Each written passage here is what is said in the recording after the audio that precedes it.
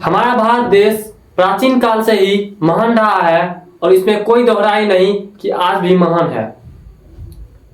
पर इसमें भी कोई दोहराई नहीं है कि हमारा भारत देश कई अरसों दशक तक मुगलों के गुलाम रहा है और उसके बाद अंग्रेजों का गुलाम रहा है। इसमें एक कॉमन बात यह है कि जब भी हम गुलाम बने हैं तब यही तरीका अपनाया गया है कि फूट डालो और राज करो।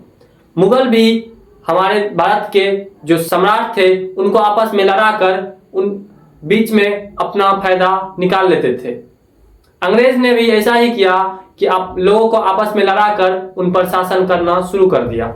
इस सभी से संघर्ष करते हुए हमारे पूर्वजों ने फाइनली 15 अगस्त 1947 को हमारे देश को फिर से आजाद करवाया।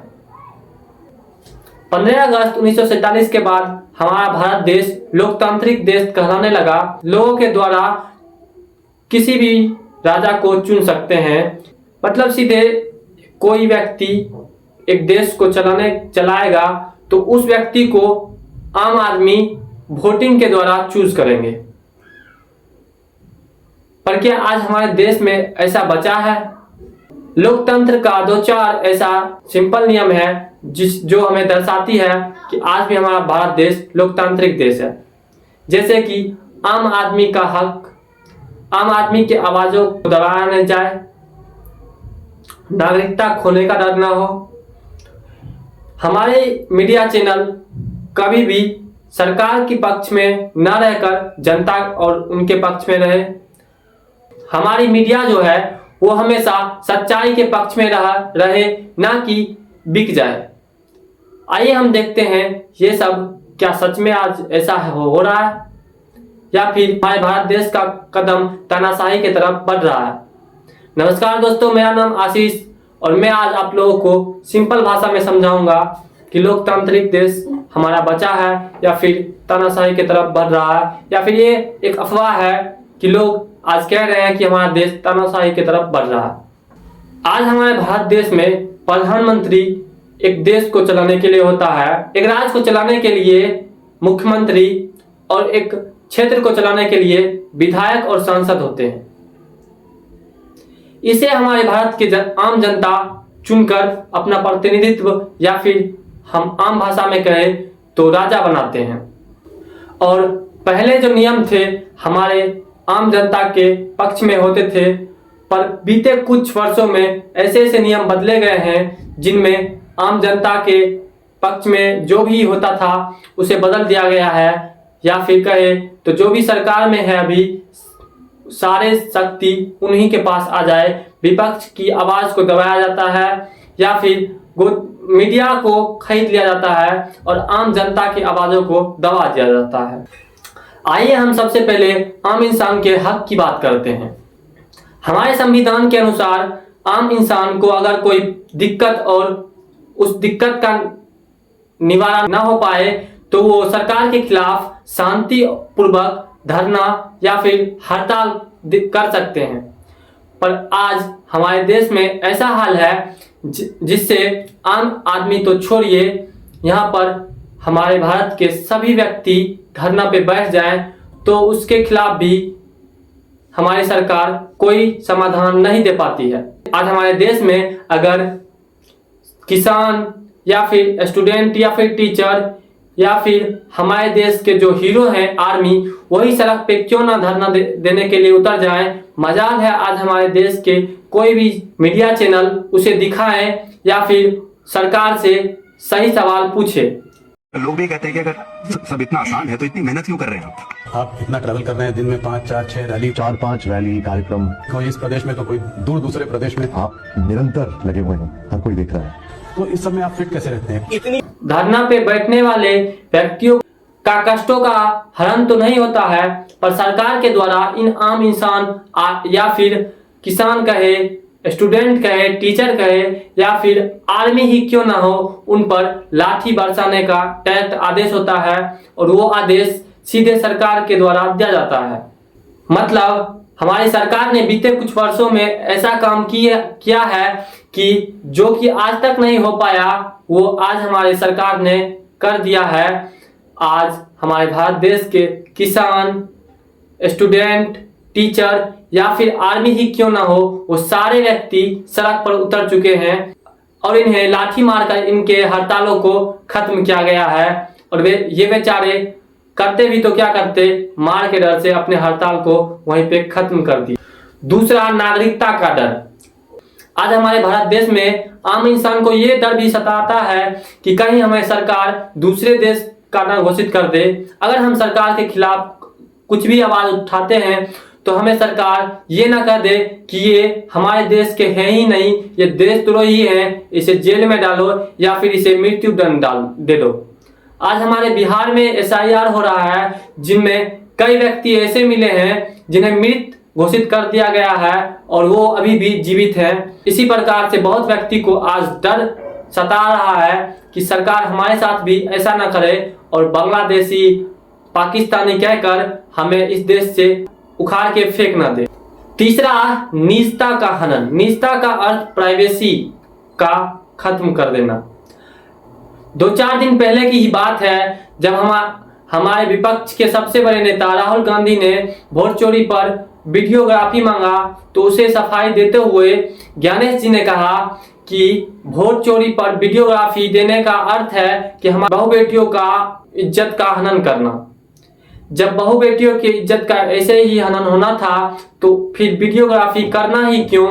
क्योंकि जब वोट चोरी जैसे संगीन आरोप पर आप वीडियोग्राफी दिखा नहीं सकते तो फिर वीडियो रिकॉर्डिंग करने का फायदा ही क्या होगा। आज हमारे भारत देश में ऐसा नियम भी लाया गया है, इनकम टैक्स बिल के मुताबिक हमारी भारत सरकार जब भी हमारी प्राइवेसी को देखना चाहे या फिर कोई भी सोशल मीडिया ऐप जैसे व्हाट्सएप, टेलीग्राम या फिर हमारी प्राइवेसी ड्राइव ही क्यों ना हो, उसे भी आसानी से देख सकते हैं।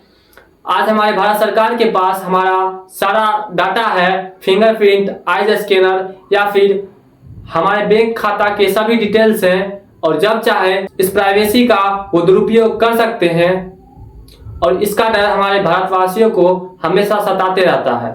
एजेंसियों का डर। एजेंसियों मतलब ED, CBI या फिर इनकम टैक्स का डर या फिर पुलिसों का डर। हमने बीते वर्षों में देखा ही है कि बीजेपी के सरकार ने विपक्ष के बड़े बड़े नेताओं पर ED, CBI का रेड डलवाया और उन्हें जबरन जेल में डाला और जो भी विपक्षी बीजेपी में ज्वाइन हो गए उन्हें पूरा क्लीन चिट मिल गया और जो बीजेपी से लड़े उन्हें लगभग महीनों जेल में और दौड़बड़ा में घसीटा गया। उसके बावजूद उन्हें क्लीन चिट मिल गया।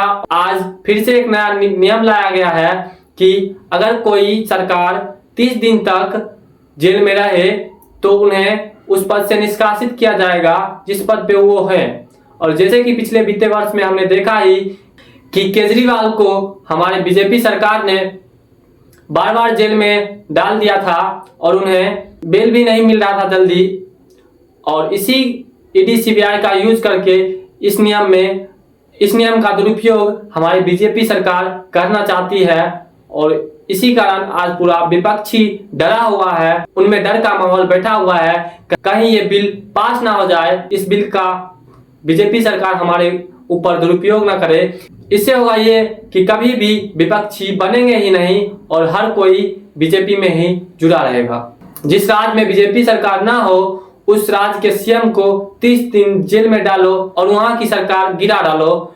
मुझे लगता है यही उनका सोच होगा कि 30 दिन वाले नियम को बीजेपी सरकार ला रहे हैं। पहले हमारे राज्य के पास खुद का आय और पावर होता था, पर GST नियम जब से लागू हुआ तब से हर राज्य को सीधे केंद्र की ओर देखना पड़ता है एक पैसे के लिए और वो केंद्र पर डायरेक्ट निर्भर है, क्योंकि GST लागू होने के बाद राज्य सरकारों की कमाई उतनी ही रह गई जितने की एक चपरासी की कमाई होती है। मीडिया पर पकड़।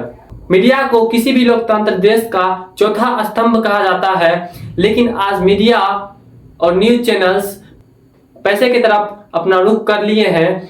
जैसे कि अभी हाल फिलहाल में एक न्यूज एंकर के को सुने भी होंगे कि हमें जो भी पार्टी ज्यादा पैसे देती है उनके खिलाफ हम न्यूज नहीं चला सकते हैं क्योंकि हमारा एडवर्टाइजमेंट घट जाएगा और फिर हमारी कमाई बैठ जाएगी। इससे वो डायरेक्ट तो ना कह के पर इनडायरेक्टली खुद को बिकाऊ कह रहे थे और डायरेक्ट हमारे भारतवासियों को कह रहे थे कि हम पे विश्वास ना करो क्योंकि हम पैसे लेके हर न्यूज को छापते हैं। सख्त कानून व्यवस्था बहुत ही जरूरी है एक लोकतांत्रिक देश के लिए, पर इस सख्त कानून व्यवस्था का हमारी सरकार आज दुरुपयोग कर रही है। हमारी बीजेपी सरकार इस सख्त कानून व्यवस्था को सिर्फ और सिर्फ आम आदमियों पर धोस रही है, जिससे कि आम आदमी के जीवन में आज बहुत ही कठिनाइयां बढ़ रही है। इसी कानून व्यवस्था को वो अपने किसी भी पार्टी के लोगों पर नहीं अपना रहे हैं, जबकि उनके पार्टी में आज बहुत ही ज्यादा कांड हो रहा है। आए दिन उनके पार्टी के लोग रेप या फिर रोड पे ही अश्लील कार्य करने के लिए उतर जाते हैं, फिर भी उन पर कोई कार्रवाई नहीं होता है। और आम इंसान यहाँ थाना में अगर रिपोर्ट करने जाए और थानेदार को पैसा ना दे तो उन्हें पीटा भी जाता है। इस प्रकार का कानून व्यवस्था आज आम इंसानों पर अपनाया जाता है। लोकतांत्रिक देश उसे ही कहा जाएगा जो जनता के साथ हो और आम जनता और गरीबों को अपने साथ लेकर आगे बढ़ाए, पर हमारे भारत देश में आज उसके अपोजिट हो रहा है। आम जनता और किसानों के 10-5 हजार लिए कर्ज पर भी उन्हें बार बार धमकाया डराया जाता है और हमारे देश में जो भी बड़े बड़े व्यक्ति हैं उनके हजारों लाखों करोड़ को ऐसे ही माफ कर दिया जाता है और आम जनता के 10-15-20 हजार के कर्ज पर भी उन्हें बार बार डराया और धमकाया जाता है। किसानों को आत्महत्या करने पर मजबूर किया जाता है। सीधे शब्द में हम कहें तो लोकतंत्र देश उसे ही कहेंगे जब आम जनता के पास अधिकार हो और हमारे देश के गरीब को साथ लेकर चला जाए। विपक्ष को बोलने का पूरा अधिकार हो और उन्हें अपनी बात रखने का संसद भवन में पूरा छूट मिले। मीडिया या न्यूज चैनल कोई भी झूठी खबर या पैसों के लिए खबर न चलाए, उसके विपरीत केवल और केवल सच्चे खबर अपने न्यूज चैनलों पर चलाएं। खत्म किया गया है और धीरे धीरे हम कहें तो हमारा भारत देश भी एकाध कदम तानाशाही के तरफ बढ़ चुका है। अगर ऐसे ही चलता रहा वो दिन दूर नहीं जब हम फिर से एक काले अंग्रेजों के द्वारा तानाशाही में झोंका जाए। मैं ये बात आज इसलिए कह रहा हूं क्योंकि आज आम जनता को जबरदस्ती चुप कराया जा रहा है, विपक्ष को बोलने नहीं दिया जाता है, विपक्ष के हर सवालों को दबा दिया जाता है या फिर विपक्ष के ऊपर ईडी सीबीआई या फिर अन्य कानून व्यवस्था का दुरुपयोग किया जाता है। मीडिया बिक चुका ही है और हमारी सरकार आज सर्वशक्तिमान है जिसके सामने कोई भी नहीं आ रहा है और हमारी सरकार के खिलाफ कोई भी आवाज उठा नहीं पा रहा है। इसलिए मैं कह रहा था कि आज हमारा देश एक आध कदम तानाशाही के तरफ बढ़ चुका है। अगर आज हम लोग इसके खिलाफ आवाज नहीं उठाएंगे तो फिर बहुत ही ज्यादा देर हो जाएगी। और जिस प्रकार रूस और उत्तर कोरिया में आज तानाशाही का राज चल रहा है वो दिन दूर नहीं, इसी प्रकार चलता रहा तो हमारा देश भी तानाशाही माना जाएगा या फिर तानाशाहों के द्वारा हमारे देश पर राज किया जाएगा और आम जनता को फिर से उसी लूप होल में फंसा दिया जाएगा जहां फंसे हुए थे पहले। अगर आप हमारे वीडियो से सहमत है या फिर हमारे वीडियो पर कोई भी क्वेश्चन मार्क है तो आप जरूर बताइएगा। ऐसा मेरा कौन सा बात आपको गलत लगा जिससे क्वेश्चन मार्क आया है मेरे वीडियो में, मैं उस बात का आपको प्रूफ अवश्य अगले वीडियो में दूंगा।